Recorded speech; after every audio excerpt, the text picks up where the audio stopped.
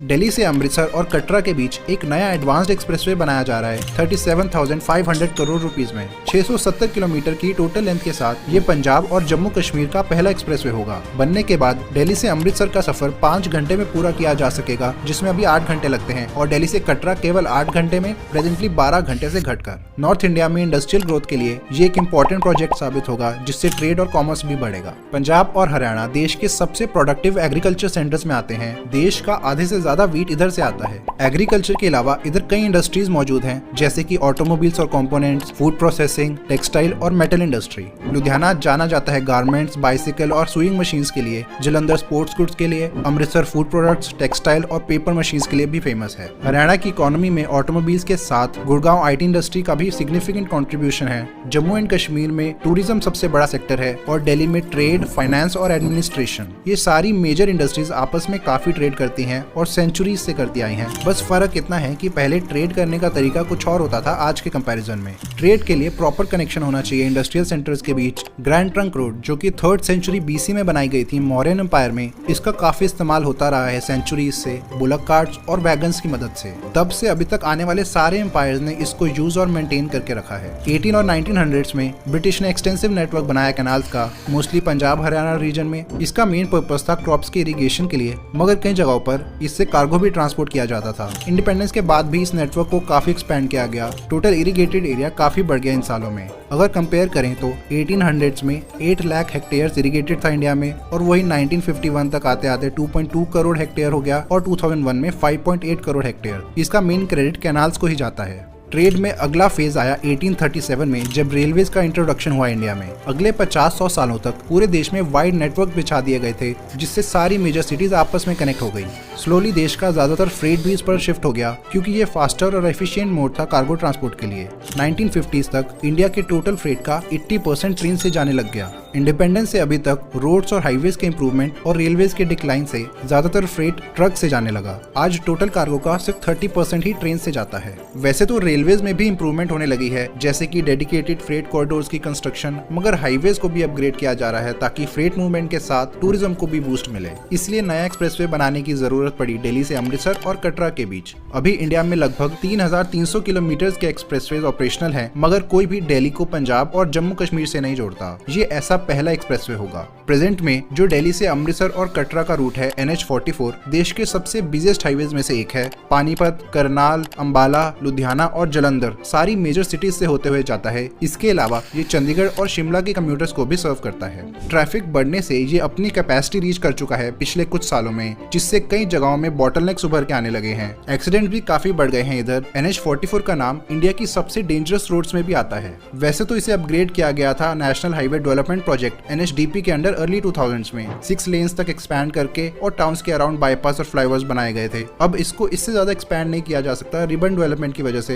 Highway के दोनों side कई बिल्डिंग्स और लोकेलिटीज हैं, जिससे लैंड एक्विजिशन काफी एक्सपेंसिव होगा नए एक्सप्रेसवे बनाने से भी ज्यादा। एग्जिस्टिंग ब्रिजेस को एक्सपैंड करना पॉसिबल नहीं है कई जगहों पर, और न्यू ब्रिजेस ऐड करना मुश्किल होगा, स्पेशली रेलवे लाइंस के ऊपर से, जहां स्पेस ऑलरेडी काफी कम होती है। वैसे तो इसके दिल्ली से पानीपत वाले स्ट्रेच को अपग्रेड करके एक एक्सप्रेसवे के रूप में बनाया जा रहा है 8 लेन्स का, मगर पानीपत से आगे से एक्सपैंड करना मुश्किल साबित हो रहा है पहले बताए गए रीजंस की वजह से। इसलिए एक ऑल्टरनेट रूट बनाने की जरूरत पड़ी, जो कि ज्यादा डायरेक्ट भी हो और कंट्रोल्ड एक्सेस भी हो साथ में। इससे काफी डिस्टेंस और टाइम बचेगा ट्रैवल में। ये कई एग्जिस्टिंग प्रॉब्लम्स को भी सॉल्व करेगा ग्रेड सेपरेशन से, जैसे कि इंटरसेक्शंस, क्रॉसिंग्स और सिग्नल्स हट जाएंगे, और सिटी को बाईपास किया जा सकेगा। इससे NH44 में कंजेशन और एक्सीडेंट्स भी कम होंगे। इकोनॉमिक एक्टिविटी बढ़ाने में भी मदद करेगा। इन सबको ध्यान में रखते हुए NHAI ने दिल्ली अमृतसर कटरा एक्सप्रेसवे को अप्रूव किया। 2020 में इसकी लैंड एक्विजिशन शुरू हुई, और इसी साल 2022 में कंस्ट्रक्शन भी। अभी इसे 4 लेन्स का बनाया जाएगा, मगर फ्यूचर में 8 लेन्स तक भी एक्सपैंड कर सकेंगे। ये एक्सप्रेसवे दिल्ली के नॉर्थ वेस्ट से शुरू होगा, वेस्टर्न पेरिफेरल एक्सप्रेसवे से ट्रम्पेट इंटरचेंज बनाएगा। इसके साथ आगे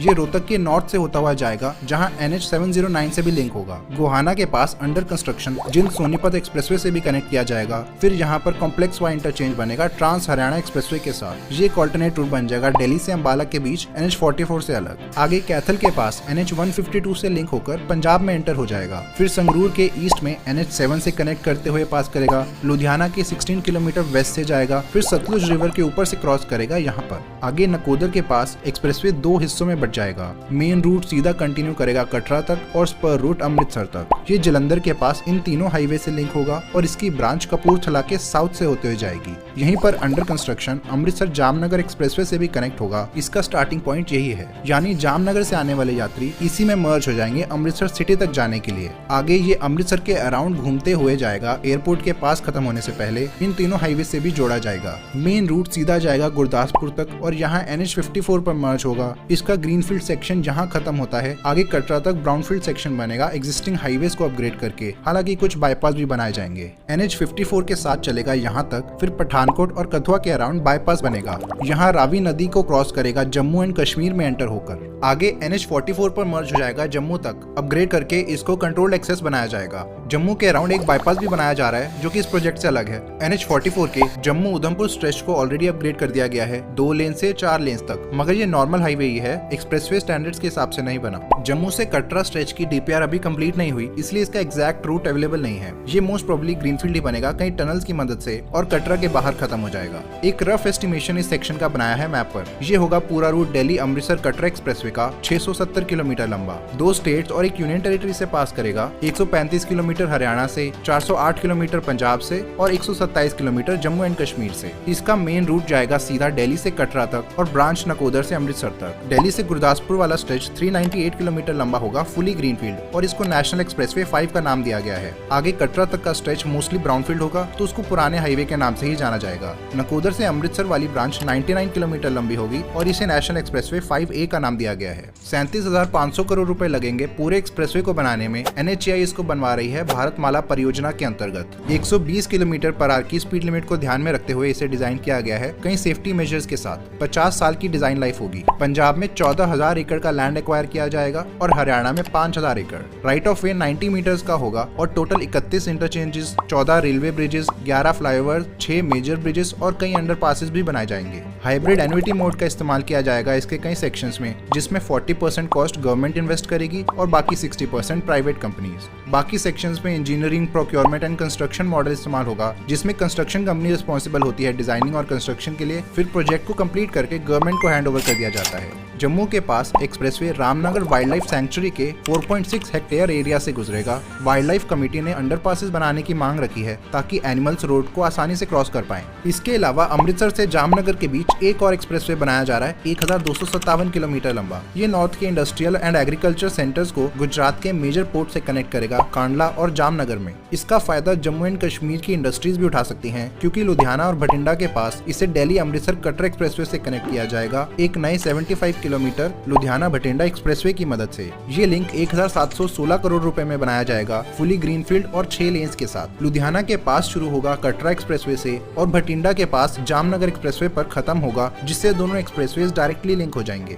एक प्रपोज्ड रिंग रोड भी बनाई जाएगी लुधियाना में, जो इन दोनों से कनेक्ट करेगी। प्रेजेंटली कोई डायरेक्ट रूट नहीं है लुधियाना और भटिंडा के बीच। यात्रियों को मोगा से होते हुए जाना पड़ता है, जिससे 30-40 किलोमीटर एक्स्ट्रा पड़ जाते हैं रूट में। जम्मू एंड कश्मीर से डायरेक्ट राजस्थान या गुजरात जाने वाले यात्री भी इसका इस्तेमाल कर सकते हैं और फ्रेट मूवमेंट सीमलेस हो जाएगा इन पोर्ट्स तक। दिल्ली अमृतसर कटरा एक्सप्रेसवे के कई फायदे होंगे, जैसे कि डिस्टेंस, टाइम और फ्यूल की बचत होगी, लॉजिस्टिक्स कॉस्ट कम होंगी और आसपास के रीजन्स में इन्वेस्टमेंट बढ़ेगी। ट्रैफिक कम होगा, स्पेशली ग्रैंड ट्रंक रोड में, क्योंकि सिग्निफिकेंट ट्रैफिक शिफ्ट हो जाएगा नए एक्सप्रेसवे पर। दिल्ली से अमृतसर और कटरा का डिस्टेंस 40 किलोमीटर से कम हो जाएगा और ट्रैवल टाइम 5 घंटे हो जाएगा अमृतसर तक और 8 घंटे कटरा तक। रिलीजियस पिलग्रिमेज और टूरिज्म में भी बढ़ोतरी देखने को मिलेगी, स्पेशली कटरा में वैष्णो देवी मंदिर और पंजाब में डेरा बाबा नानक करतारपुर कॉरिडोर के लिए। NH54 के अमृतसर गुरदासपुर वाले स्ट्रेच को भी सिग्नल फ्री बनाया जाएगा। पंजाब में कई और कॉरिडोर्स भी बनाए जा सकते हैं फ्यूचर में, जिनमें स्टार्टअप हब्स बनने की कैपेबिलिटी है, जैसे कि चंडीगढ़ मोहाली पटियाला, लुधियाना जलंधर कपूरथला और भटिंडा फरीदकोट कॉरिडोर्स। हरियाणा आज देश की 66% पैसेंजर कार्स, 50% ट्रैक्टर्स और 60% मोटरसाइकिल्स बनाता है और इधर की IT इंडस्ट्री भी काफी सिग्निफिकेंट है। इनके ऑपोजिट जम्मू एंड कश्मीर ज्यादा इंडस्ट्रियल इन्वेस्टमेंट्स को अट्रैक्ट करने में असफल रहा है पास्ट में, अभी भी स्टेट में कोई स्ट्रॉन्ग इंडस्ट्रियल बेस मौजूद नहीं है। इसका कारण जियोपॉलिटिक्स के साथ साथ बेसिक रिसोर्सेज की कमी भी है। आयरन ओर,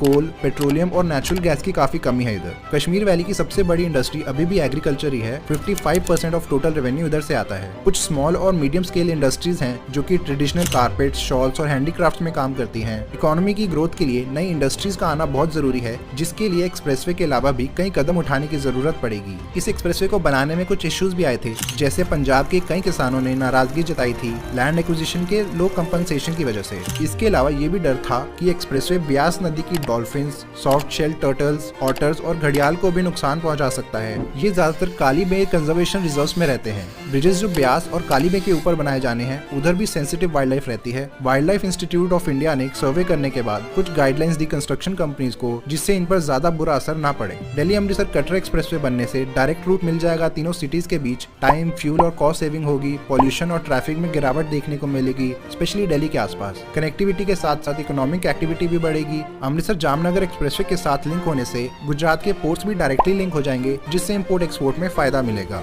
ऐसी और वीडियोस देखने के लिए सब्सक्राइब करें। धन्यवाद।